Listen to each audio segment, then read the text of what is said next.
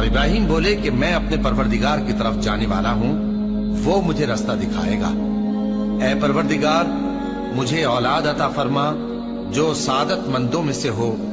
تو ہم نے ان کو ایک بردبار لڑکے کی خوشخبری دی۔ جب وہ ان کے ساتھ دوڑ دھوپ کی عمر کو پہنچا تو ابراہیم نے کہا کہ بیٹا، میں خواب میں دیکھتا ہوں کہ گویا تم کو ذبح کر رہا ہوں، تو تم سوچ لو کہ تمہارا کیا ارادہ ہے۔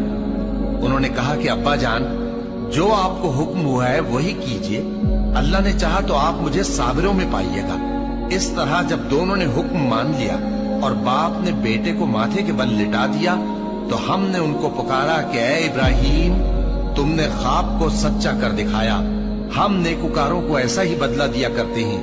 بلا شبہ یہ کھلی آزمائش تھی، اور ہم نے قربانی کے ایک بڑے جانور سے ان کا یعنی اسماعیل کا فدیہ دیا، اور پیچھے آنے والوں میں ہم نے ابراہیم کا ذکر خیر باقی رکھا کہ ابراہیم پر سلام ہو، نیکوکاروں کو ہم ایسا ہی بدلہ دیا کرتے ہیں۔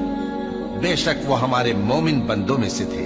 اور ہم نے ان کو اسحاق کی بشارت بھی دی کہ وہ نبی اور نیکوکاروں میں سے ہوں گے، اور ہم نے ان پر اور اسحاق پر برکتیں نازل کی تھیں، اور ان دونوں کی اولاد میں سے نیکوکار بھی ہیں اور اپنے آپ پر سراسر ظلم کرنے والے یعنی گناہگار بھی ہیں۔